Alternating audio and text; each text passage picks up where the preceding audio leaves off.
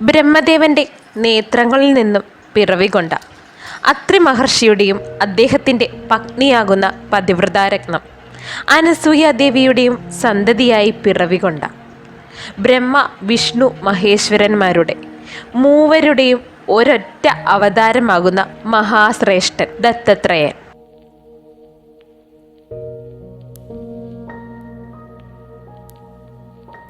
ഭാഗവത പുരാണം, മാർക്കണ്ഡേയ പുരാണം, ബ്രഹ്മാണ്ഡ പുരാണം എന്നീ പുരാണങ്ങളിൽ വിശേഷിപ്പിക്കപ്പെടുന്ന ഈ ത്രിമൂർത്തി സ്വരൂപ അഥവാ മുനിശ്രേഷ്ഠനെ അദ്ദേഹത്തിൻ്റെ പിറവിക്ക് പിന്നിലെ കഥ പ്രകാരമാകുന്നു.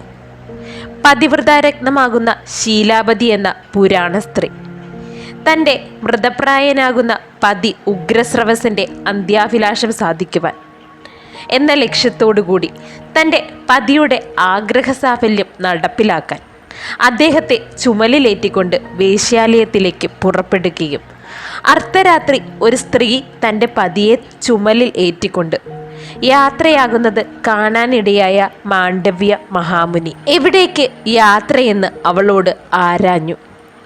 അവൾ കാര്യങ്ങളെല്ലാം തന്നെ വ്യക്തമാക്കി. ഇത്ര പതിവ്രതയാകുന്ന ഒരു പത്നി ഉണ്ടായിട്ടും ഇങ്ങനെയൊരു ദുർമോഹം മനസ്സിലുദിച്ച ഉഗ്രസ്രവസിനെ മാണ്ഡവ്യ മഹാമുനി ശപിക്കുന്നു.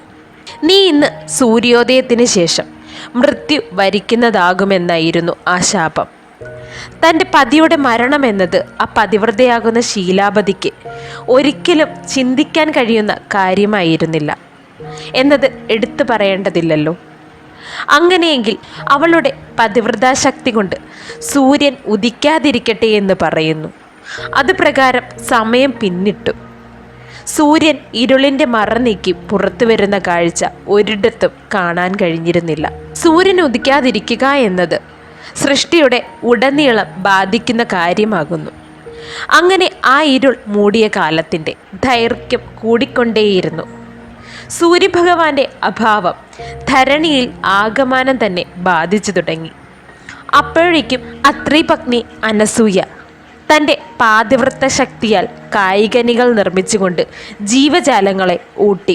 പ്രകൃതിയുടെ സന്തുലിതാവസ്ഥയെ നഷ്ടമായതിനാൽ തന്നെ ജലത്തിനും ക്ഷാമമായി തുടങ്ങിയിരുന്നു. അങ്ങനെ ഗംഗാനദി വരെ വറ്റിത്തുടങ്ങി. എന്നാൽ തൻ്റെ ദിവ്യശക്തിയാൽ അനസൂയ മാതാവ് ഗംഗയെ സംരക്ഷിച്ചു. ഒടുക്കം മാതാവ് അനസൂയ ശീലാവതിയെ കാണുകയും പ്രകൃതിയുടെ അവസ്ഥ അവളെ ധരിപ്പിക്കുകയും ശാപം പിൻവലിക്കാൻ നിർബന്ധിതയാക്കുകയും ചെയ്തു. അനസൂയ മാതാവിൻ്റെ ഈ പ്രവൃത്തിയിൽ സന്തോഷചിത്തരായ ത്രിമൂർത്തികൾ അത്രി അനസൂയ ദമ്പതികളുടെ മുൻപാകെ സന്നിഹിതരാകുന്നു. സൃഷ്ടിയുടെ സംരക്ഷണത്തിനായി നിങ്ങൾ വഹിച്ച പങ്ക് വളരെ വലുതായിരിക്കുന്നു. അതിനാൽ തന്നെ എന്ത് വരദാനമാകുന്നു നിങ്ങൾ ആഗ്രഹിക്കുന്നത് എന്ന് ചോദിക്കുന്നു.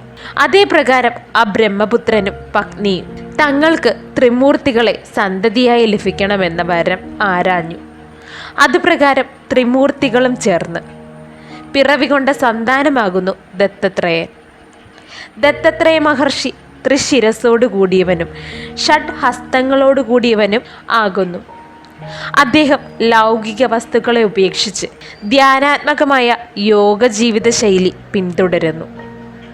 ചതുർവേദങ്ങളിൽ പ്രഥമ സ്ഥാനത്ത് നിലനിൽക്കുന്ന ഋഗ്വേദത്തിനും വളരെയധികം സംഭാവന നൽകിയ മഹാത്മനാകുന്നു ദത്തത്രേയ മഹാമുനി.